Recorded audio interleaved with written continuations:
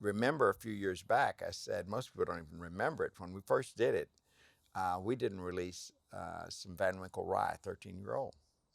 And they were like, oh. I said, because rye's never been under the radar like it is now. Mm-hmm. And I said, and then a few years later, we didn't release the George T. Stagg Antique. I remember that. And they thought it was horrible. Oh, how could they do it that, was crazy, right? yeah. Right? Until we told them what we had done. Hey everyone, I'm Trey. And that guy is Frank, aka my dad. Our family has been in the alcohol business for over 30 years. We currently have 6 liquor stores and 2 bars in Tampa, Florida. Subscribe to our channel to get a behind-the-scenes look at what it takes to operate in the liquor industry.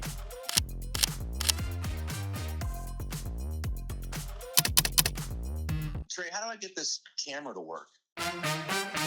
Yeah. You had mentioned something about the media piece of this and the segment that's being overlooked. And so Carlos and I have had a chance to chat a little bit. I've done some with Michael, and I just did some with Michelle. And there's a couple of interesting things that is going on right now that just in me floating around that I've noticed. One is on value for the dollar. I think a lot of people have become very conscious about how do you justify what you're charging me for this bottle? Right. And so I think it's causing the market to settle a little bit. And I think the beauty of what Sazerac has done is I use the term coulds and shoulds. So they realized that they could charge a lot more.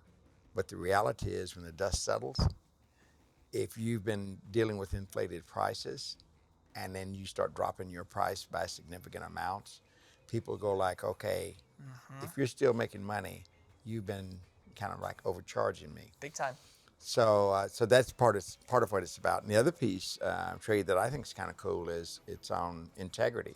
Yeah. And so I was doing this group the other evening, and this person was talking about the difficulty in getting some of our products because everything is allocated. Of course. And they said, yeah, I said, you know, we're just trying to understand that. And I said, well, think about this one. I said, remember a few years back, I said, most people don't even remember it. When we first did it, we didn't release some Van Winkle rye, 13-year-old. And they were like, oh. I said, because rye's never been under the radar like it is now. And I said, and then a few years later, we didn't release the George T. Stagg Antique. I remember that. And they thought it was horrible. Oh, how could they do that? It was crazy, right? yeah. Right? Until we told them what we had done. And so the deal is, try to imagine what Harlan and the distillers and the warehouse managers are going through. So we're making a product today. We're putting it in a warehouse. We don't rotate our barrels.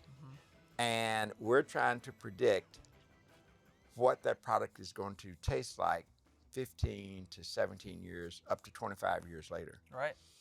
And so, and when they put this batch and where they placed the barrels, it didn't fall into its taste profile in time.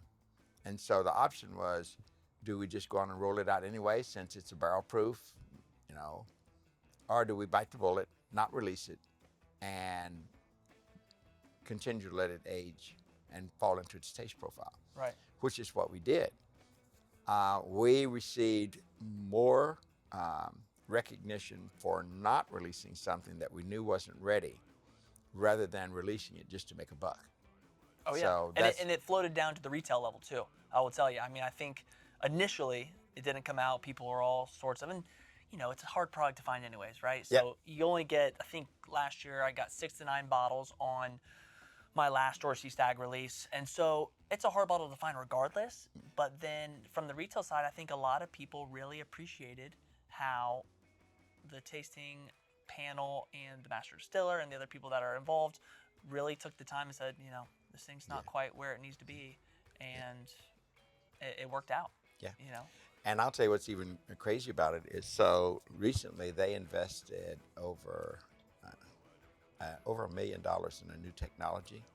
So the human body tastes things in parts per million. So that's just going in and grabbing a drink and shooting the breeze and moving on. We went from a parts per million to parts per billion. We're now at parts per trillion. Oh my gosh. So what we're now looking at is it's like wine in a bottle. It continues that, things continue to happen. Well, the same thing happens within that barrel and within the bottle. So what we're doing now is we're looking at, okay, if we want to continue to age bourbon for an extended period of time, we have to look beyond where we are today. And what we've discovered is even with this new technology and doing this and taking into consideration molecular infusion, what we've learned is the final approval is still a group of men and women. Men and women approach things differently. They smell and taste things differently. And what we've discovered is we are able to detect subtle nuances. We don't know what it is, but we know that it's not where it's supposed to be. Yeah, that's amazing. It's pretty cool. And then Lynn, who was our guide and who put us through the whole single barrel selection, is on the tasting panel, we found out. Yes. Which is pretty amazing. Yeah. So I saw that picture of you guys up there and her in the middle of it. Yeah. Big smile on her face and stuff. She was amazing. Yeah, she was amazing. So let's back up for a second, because a lot of people on the YouTube channel already know who you are. A lot of people in the bourbon world already know who you are. But for those who don't. Unfortunately. But for those who don't, I want you to be able to give a little background for the subscribers and people who get to watch the Behind the Bottle channel, and just give your background. Okay. So try to imagine the beginning of the 1900s. My grandfather starts to work at Buffalo Trace Distillery with Albert Blanton. He's there with him for 52 years. Fast forward again, along comes my dad. My father and Elmer were in the Air Corps together. Dad was a civil engineer. He made landing strips. Elmer was a bombardier. Elmer's planes landed on Dad's landing strips. And they were together at Buffalo Trace Distillery for 47 years. Wow. So the cool part about that background is I started coming around Buffalo Trace Distillery when I was 5 years old. There was a reason. I was a curious kid, and I liked to do a lot of things I shouldn't do. And they knew that if I got into a warehouse and got to mess around with the barrels, bad things could happen very, very fast. Right. So, but I started coming to the distillery when I was 5 years old, and I was with a group, and someone did a snapshot, and they said, "Freddie, you do realize that your family's linkage to this distillery, the cumulative years, would be over 200 years." And I was like, I hadn't even thought about that. But so we started putting the piece parts together, and it's been a journey. So I now have my grandson helping me. But along the way, when I came back to take care of my dad, my background's engineering, chemistry, and science.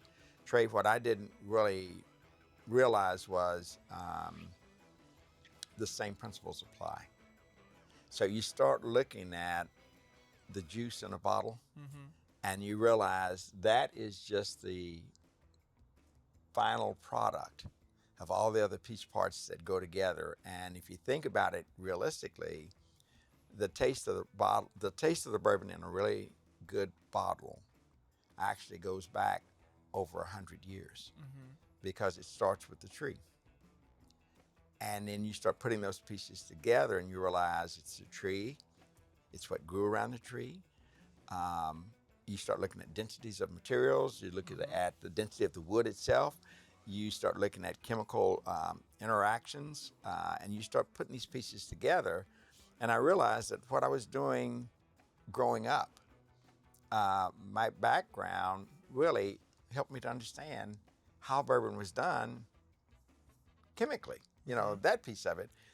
But on the other side of my family, I'm from the mountains. My granddad mined his own coal, and his buddies ran moonshine stills out of his coal mine.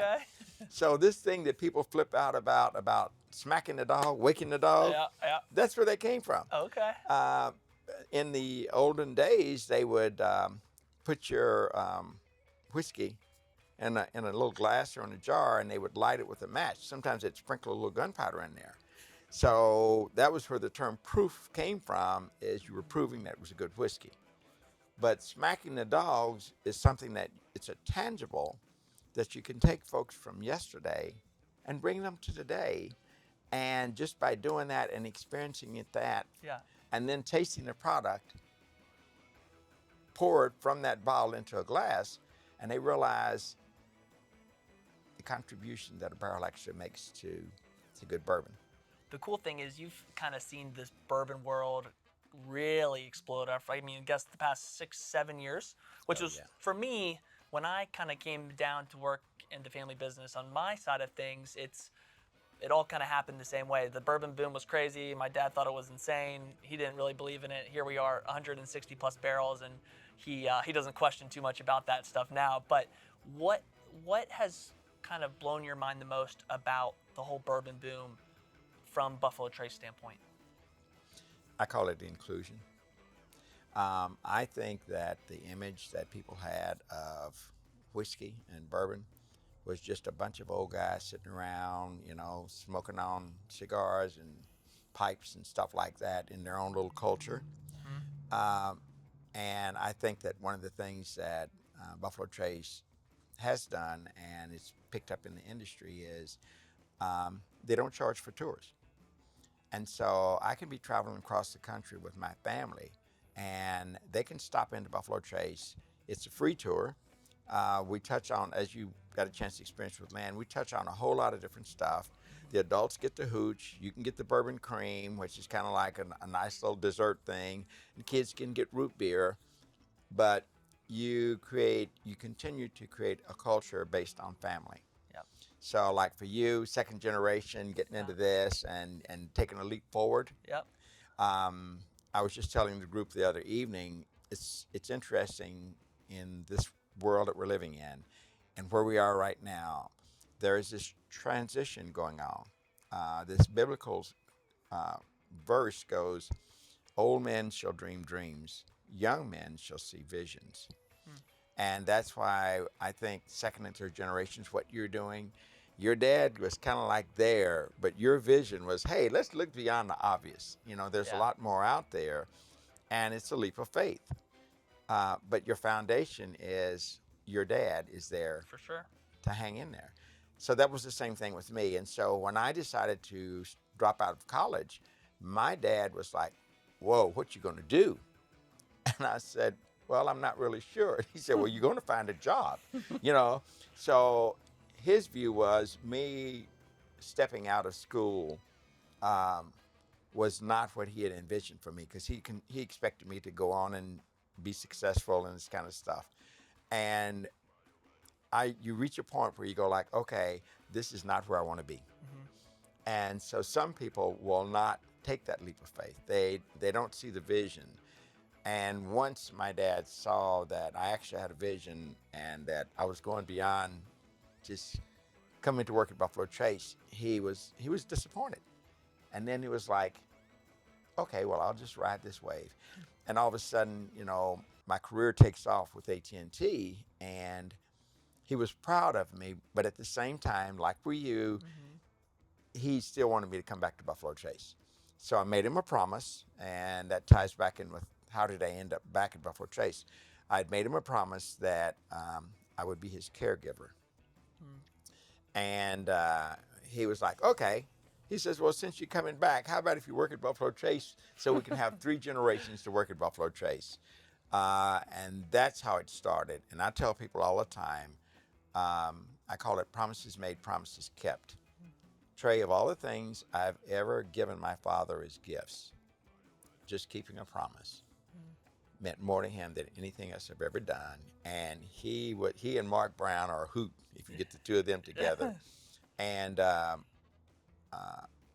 he would still talk about the fact that I came back and I did things at Buffalo Trace that made him proud.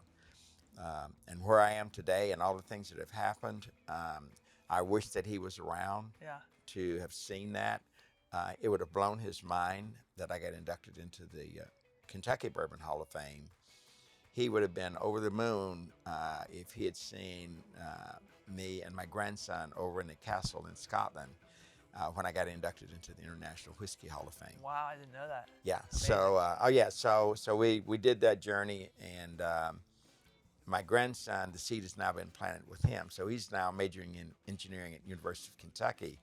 And so we're going to see how that goes. But he's helped me roll out the 7 millionth, 8th millionth, and 9th millionth barrels. Jeez, that's So, amazing. Yep. So here we are. And That's now I'm awesome. sitting here with you. I mean, I'm over the moon now, man. Well, This is big time, you know? Yeah, I don't know about that, but it's fun to be able to, and I touched on it a little bit before we started recording, but it's just fun to be able to sit down with industry people that might not get the opportunity in other realms. Of course, you're different because they have you everywhere these days. Yeah. But it's just cool to hear the stories and just having conversations about different parts and sectors of the industry that some people don't get to really hear about. And I think that's kind of where this all originally started, is just being able to sit down for a little bit with some cool people and get to hear some fun stories.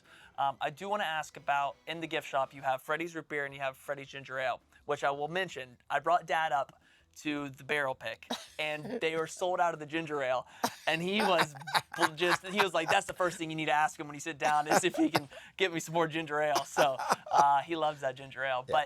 But where did that all come from? Where did, So it's a cool question. So remember, I started playing there as a kid. Mm-hmm. So on my dad's side of the family, it's always been the whiskey industry.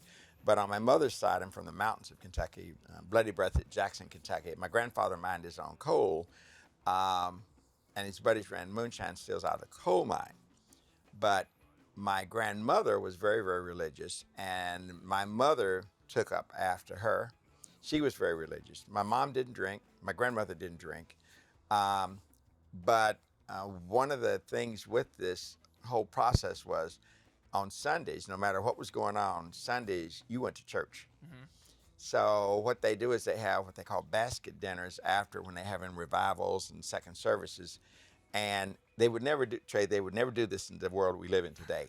Back then, you would get these big commercial blocks of ice. Okay. And they'd have these big old metal wash tubs. Okay. And they would give the kids ice picks. Oh. That's why I said you would never do this in the Yeah. world. And our job was to chop up this ice, and then you would take the sodas, the root beer sodas, and you'd put them down into the ice and ice them down. Oh, wow. And while the root beer was icing down, while it was getting cold, then you got to make homemade ice cream. So then we had our cranks, and we had our ice cream, and we'd add the salt to the ice. And by the time the second service was over, it was time for the dinner. And the sodas was icy cold, and the ice cream was ready, and we made root beer floats. Perfect. I'm telling this story down at the distillery one day, and they were like, well, we just picked up a root beer. It was called McGillicuddy's root beer. And that's where remember the old vanilla liqueurs and all that stuff? Yeah. And it was made in Cold Springs, Minnesota. But the deal was, they were like, it doesn't match anything around here. So they were like, well, why don't we just name the root beer after you? And I'm like, well, is it going to be any good? Yeah. Put your name on it. Hey, that's a Freddy stuff. Doesn't taste very good. So they were like, yes. They said it's going to be all natural products. So I'm telling my daughter about this, and I said, it'd be kind of cool if the grandkids get to be a part of the approval process to determine which of these root beers they like. And so my daughter said, well, Dad, is it a clean label? I'm like, Good question. I'm like, well, I said, Christy, I'm sure they washed the bottles before they put the, she said, Dad, that's not what we mean. Yeah. She said, you got to get with it here. She said, it means it has to be all natural products, nothing artificial. And so I went back to the lead chemist, Michelle, and I asked her about it. And she says, oh, my Lord, yes. She says, it's real olive birch. Vanilla is imported in from Madagascar. It's real cane sugar. So it means that it's good for kids. So they know what they're getting. So all of the products, none of them are artificial. The ginger ale, ginger beer, root beer. Awesome. All good. So the way it works is, the agreement that we came up with was $1 out of every case goes to a 501c3 that they've allowed me to set up, and I restore old historical sites. Awesome. So yeah, it's pretty cool. So we're doing stuff now with that money. It is the only site like it in North America that it's ever been done, but we're using geophysical devices like they use in the military.